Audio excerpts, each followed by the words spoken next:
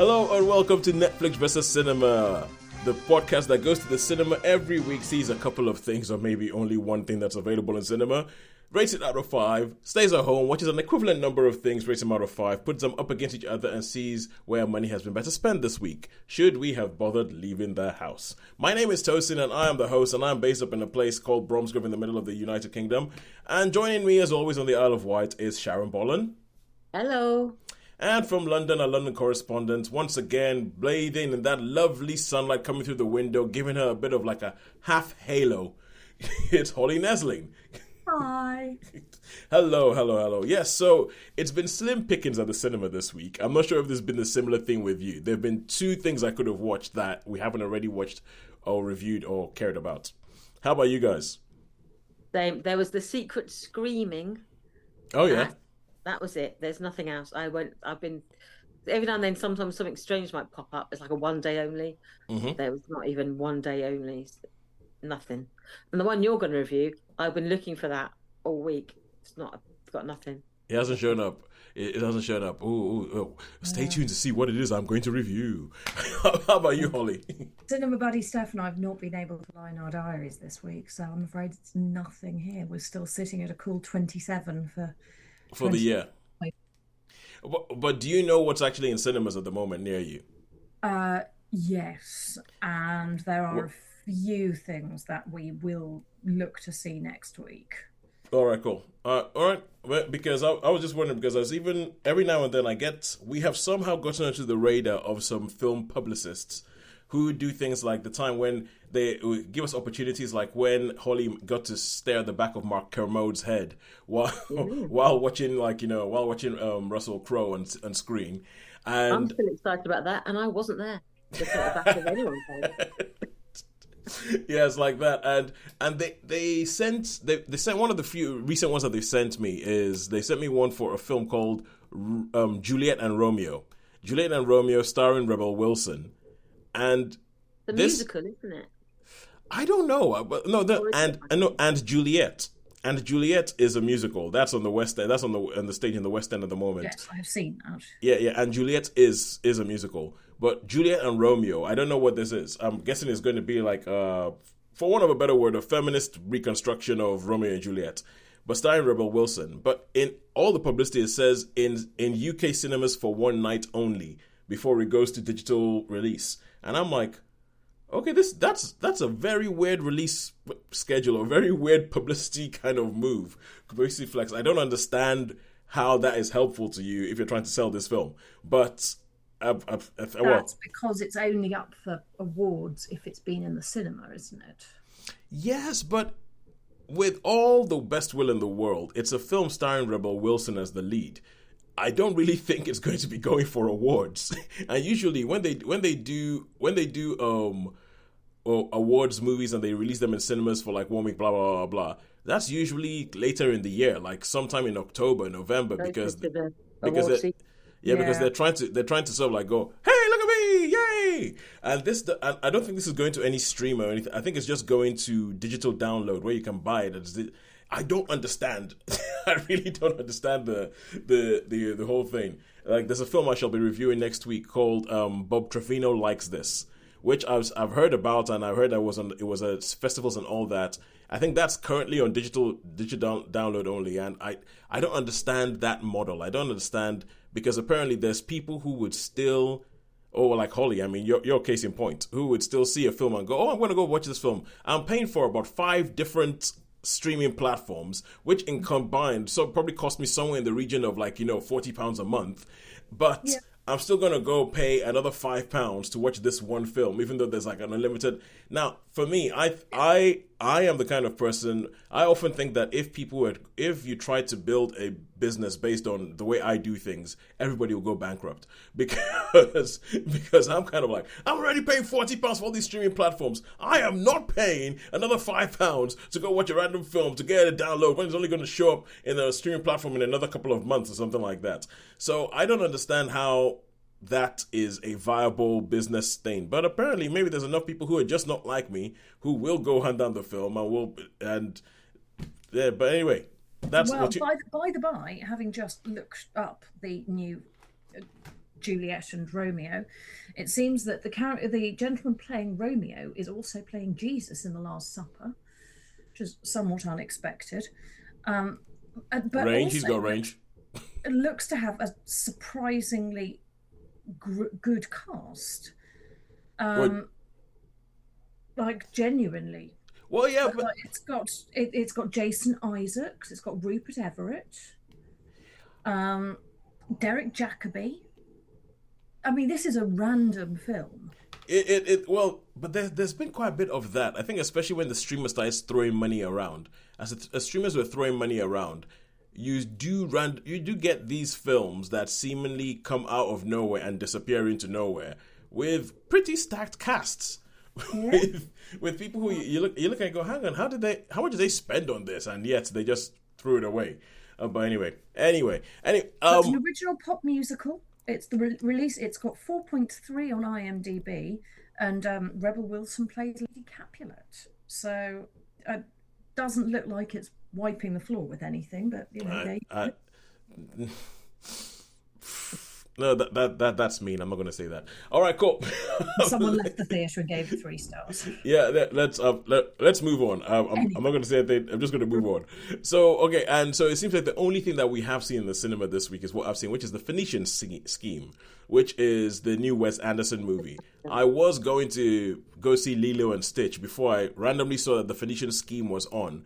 And we had a couple of weeks ago, Will, Superfan Nina's husband, sent us a voice note talking to us about how there's nothing original in the cinemas. And I think it's not that there's nothing original, it's just that the things that get yelled about and get all the publicity are not original. Because the Phoenician Scheme, I have literally not seen a trailer for this film. No, I didn't even know it was Wes Anderson until I saw something random. I don't even know where I saw it. It just suddenly came up as like, Wes Anderson's new film. I just thought, what? Because yes. I like Wes Anderson. Yes. Yeah, there's a Wes Anderson. Okay. All right, so I'll be talking about Phoenician Scheme. I'll be reviewing the Phoenician Scheme. And now let us go on to what we have seen at home. And I think, Sharon, it's been another barren wasteland, tumbleweed kind of thing. Yeah, I'm sort of mid-season on things. So I've got 3 in the offing, but I'm still at episodes to go. Yep. Cool. Yep. I can see that. I started watching a film that I've been trying to watch for years called I'm Your Man, which is a German language film starring Dan Stevens. So the English actor Dan Stevens speaking flawless German because Dan Stevens just does. That's Dan Stevens. Dan Stevens is multi-talented. Yeah, it's just what he does. And he plays an AI robot who has been given to a scientist to test as to see whether she's going to be her perfect partner. Like they fed all her likes and wants into an algorithm to create the perfect partner for her. And if she wants money for her research, she has to do this. So and so far so good. But kids around the house, I keep getting distracted from reading. So I either need to learn German or just find some time where I can actually read for the entire film. So, but anyway, Holly, how about you? What have you seen at home? Many things. Many things. So, can I implore you, could I twist your arm to pick one? One? Oh, heavens, just the one. Yep, we have one thing in cinema. We're going to put it up against one thing at home. Okay, we're going Sirens. Oh, okay, yes, good. I mean, okay, from a purely editorial point of view, from somebody who's putting this show together, I'm like, good choice, yes. Let's go Sirens. All right, cool. Let us kick off then with the Phoenician Scheme. Now, I want to kick off this review by asking the both of you, what do you think about Wes Anderson? Like, what do you think? How do you get on with Wes Anderson? I am in favor of him. I like him. I like the fact that his films don't exist on the same universe as the rest of us today. They look like they should be, contemporary, modern world, but they're just not, aren't they? People don't behave like normal people. Everything is stylized. Everything is slightly off kilter, and it's slightly like. So, but yep. I actually like that. So I loved sort of Grand Budapest Hotel. Rushmore, Royal Tenenbaums, all those things. And was it the one with is it one about the Boy Scouts. Is it the Magic Kingdom or something? Or Moonrise Kingdom. Moonrise Kingdom. Loved that with Bill Murray.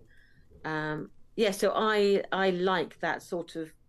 It's quirky, it's nuts, it doesn't bear any resemblance to the real world, but I like it. And Holly? I generally like them. I'm not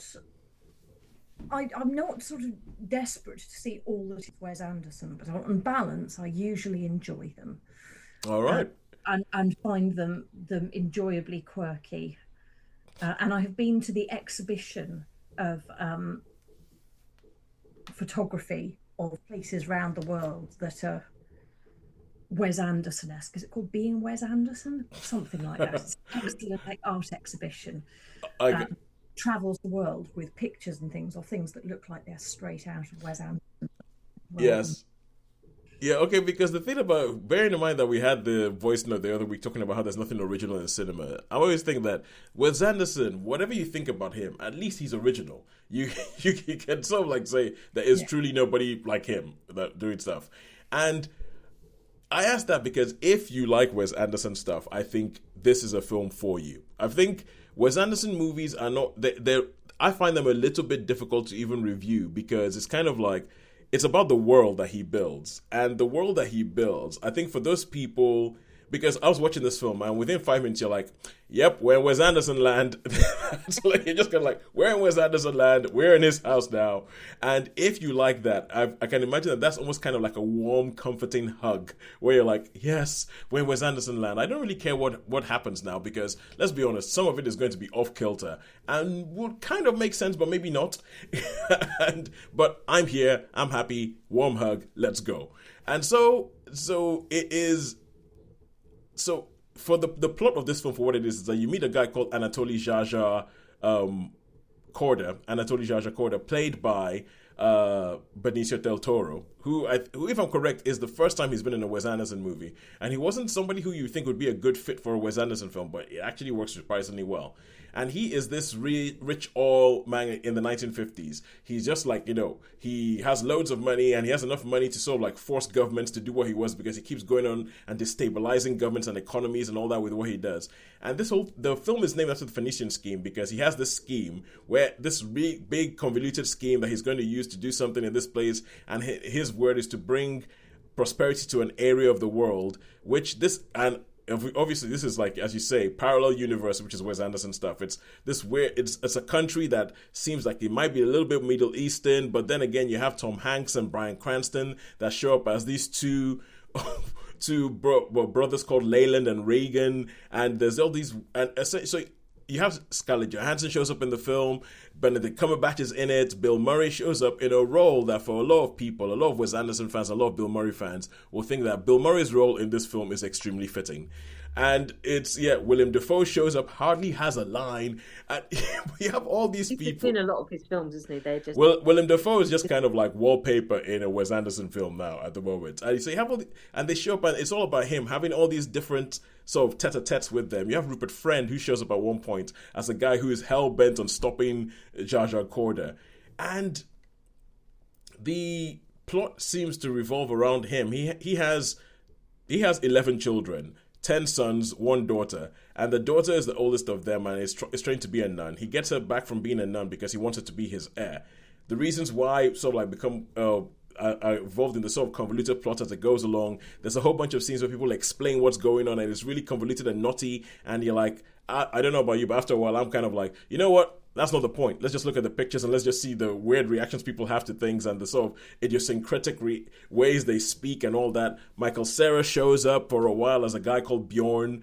It's so the film has a lot of stuff going on. And I rather enjoyed it, but I'm somebody who, I find Wes Anderson sometimes a little bit too stylized. I'm like, what are you doing this for? Is this a bit of style over substance? And there's development late in the film that's sort of like, it kind of resolves the storyline or resolves the driving plot of the film. And I'm started going, what just happened? Why did that happen? What? I don't get that. But judging by the people behind me who were laughing all the way through the film, who were just laughing their heads off throughout the film, that was it. I think I think by now you either get Wes Anderson or you don't. For me, I think his best film is still The Grand Budapest Hotel. I think it's his most accessible film. I think it's the film that you walk away thinking that wasn't just style over substance, that was actually saying something. And I feel like this film is a caper. It's a caper. It might be saying something about capitalism, but maybe not. I don't really know. It's just Wes Anderson doing his Wes Anderson thing. So all in all, I think I would give it just a 4. I would just about give it a 4, with the caveat that Wes Anderson might not necessarily be my thing.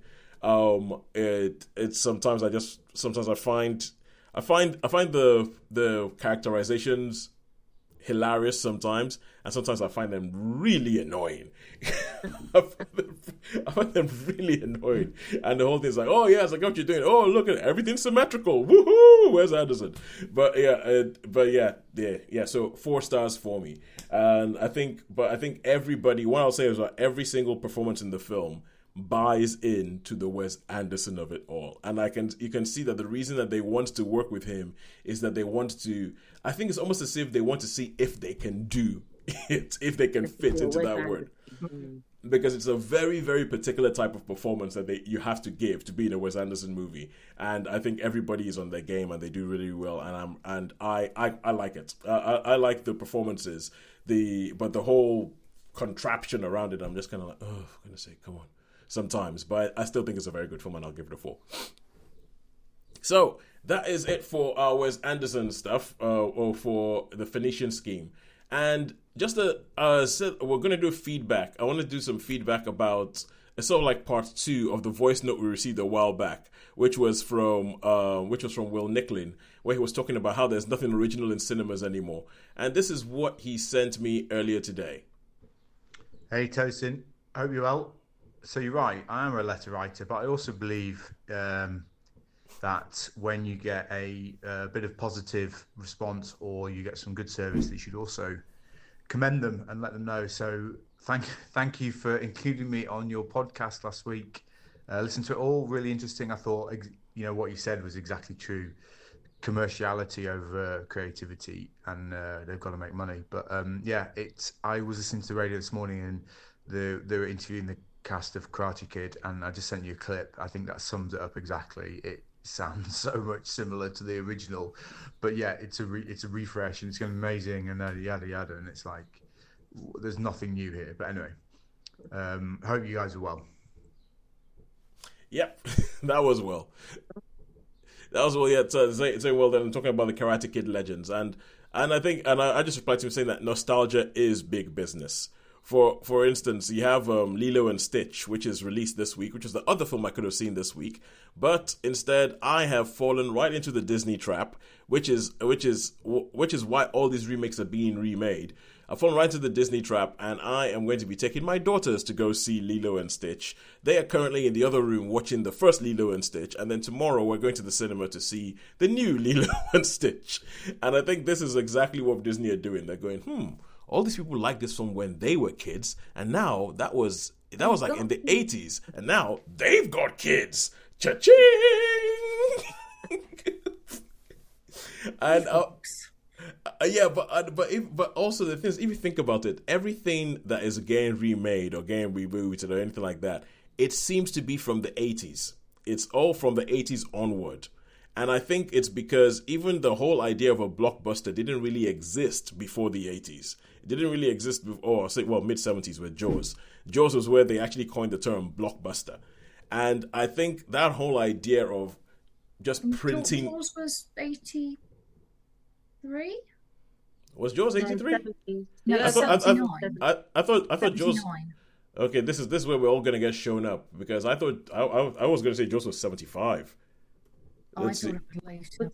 Yep, 75. Oh, you got me. Nicely done. Done. Jaws was 75. Yeah, and it's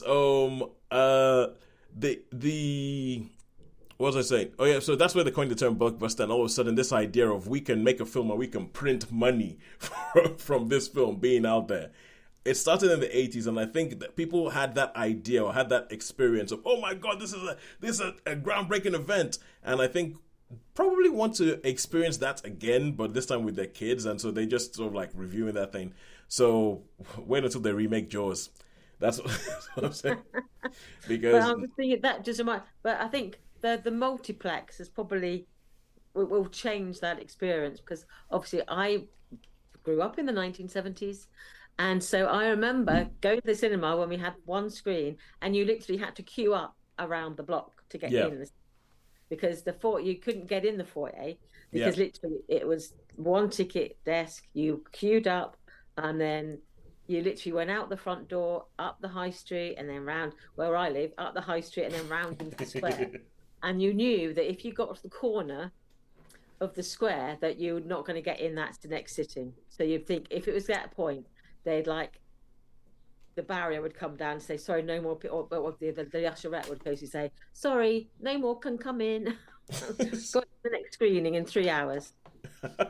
So so what was the biggest I know this is like one of the things that we almost had a podcast that was pretty much built all around this. Like old screen, old viewing, or old viewing habits in film. But what do you remember was the biggest thing that had the longest queue, where you had to queue up and get to the corner multiple times before you actually might see that film? It's got to be the Star Wars. I would think something like Empire Strikes Back. I remember queuing up to see Empire Strikes Back. Yeah. I remember Grease. That was all around the corner, 1978. Ooh. I wasn't old enough to see it then at the Ridge Bar. They used to do re-releases when I was growing up. There was no videos. Yes, there was no home recording or streaming. Yeah. But films would be re-released at the cinema, and if you missed it the first time it was out, you would then catch it on the re-release. So I remember even the re-releases of films like Star Wars, which then it was called Star Wars New Hope, but Empire Strikes Back. They would re-release them, and they would still generate queues up the high street around the corner. But I do remember queuing up to see, I think the last one I queued up to see was Jurassic Park, the first one. That was when the old cinema was still there, before they got rid of it to build our Cineworld, our multiplex. Yeah, I do remember things. Yeah, those films you had to queue up out the door. E.T., I remember queuing up to see that out the high street. And that would probably have been the first one. That would have been the Yeah, but all those films, late 70s, early 80s, are the ones I remember distinctly. Queuing up outside, and then you're at that point where you're not sure if you're going to get in or not, and you get closer and closer, because what we used to do, the cinema we used to go to, the ticket office was on the first floor. Yeah. So if you got into the foyer, you knew that if you could then get onto the stairs, and then you had to get into the foyer, and then you had to buy a ticket. So I remember getting as far as the stairs, and then being told, I'm sorry, you can't get in this screening. So we queued all the way down the high street, through the foyer, halfway up, because it's like a double flight of stairs or something. Yeah. Halfway up the stairs, and then it'd be told, sorry, it's full. And then it's like, oh, we go and get something, go to the cafe or go to McDonald's, and then come back in an hour and start queuing before the film finished. And that's, yeah. You know, I bet you that there's, if anybody in Hollywood ever hears this, there's probably going to be some Hollywood executive that will just be sitting there going, those were the days. Those were the days when we before the internet, before video, when we had them in the palm of our hands, we could do whatever the heck we wanted. I bet you that there's somebody thinking that. All right, cool. There was an excitement about going to the cinema then. I think we've just become so familiar with it that I think that, and there was excitement about film that we've lost in many ways. I think that excitement about what's coming. But you say that, but I actually do think that the re-release is making a comeback, because they've been doing, the last couple of years, they've been doing 20, 30 year anniversaries, re-releases of films. They are popular because one of the biggest money maker in April was Revenge of the Sith. Star Wars Revenge of the Sith. You've got a generation who haven't seen it in the cinema, have you? So they want to see it at the cinema. Yeah, and that is widely regarded as not the best Star Wars movie, yet it made loads of money. Yeah, people were like, whoa, how do you $20 million for a film that, and this is the thing, that is readily available at home on Disney Plus. People still went to the cinema in their droves to see it. And last year, we went to see the Lost Boys anniversary at the cinema, and it was full. The cinema was full to see a film that's many people have on DVD. Years or 30 years old. But it's been been shown on the television numerous times. But yeah, it was full. Yeah, because but there's a whole generation of people who haven't seen it at the cinema. Yeah, but that probably doesn't help Will's point of there being nothing original. But it's still nice. It's nice to see things in the cinema. It's nice to see things in the cinema. But anyway, let us move on. Let us move away from cinema things and let's go to Netflix and Friends. And Netflix actually, let's talk Sirens, a TV show that when I saw the trailer for, I think I actually texted you guys and said, well, obviously Nicole Kidman wasn't available, which is why. Well, I got because Julianne this. Moore. Yeah, we have Julianne Moore because this has written all over it. Essentially the kind of role that Nicole Kidman has made her own over the last decade on TV. It just is like you could just cut and paste Nicole Kidman in there, and you're just kind of like, yeah. For some reason they couldn't get her. But Holly, tell us about this. So it is Sirens. It is a 5. I'm checking it is 5. Yes, it is a 5-episode series, which is available to watch. I want to say I watched it on Sky, but I don't think I did. Where did I watch it, Tosin? Netflix. I watched it on Netflix. That's excellent. I'm glad one of us remembers because I have watched so much over the last week. But I can't remember where any of it was. So it stars Megan Fahey, who has been taking an uptick recently, Millie Alcock, Julianne Moore as the 3 key leads. Yep. Megan Fahey, whose character Devon is the older sister of Millie Alcock's Simone, and Devon becomes worried about her sister as she hasn't been able to get in contact with her, and she is dealing with increasing problems with looking after their father, who has dementia. And Millie and Simone is off being the personal assistant terribly glamorously to Julianne's Moore, Michaela Kiki, who is the second wife of Kevin Bacon, who is currently summering in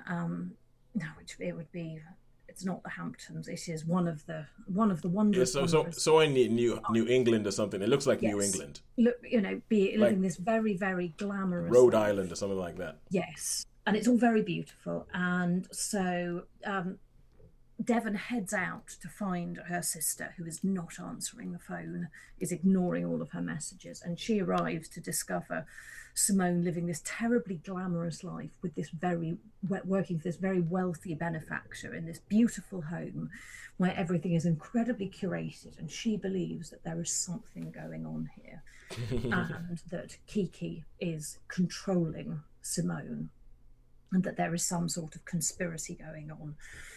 What happened to the first wife?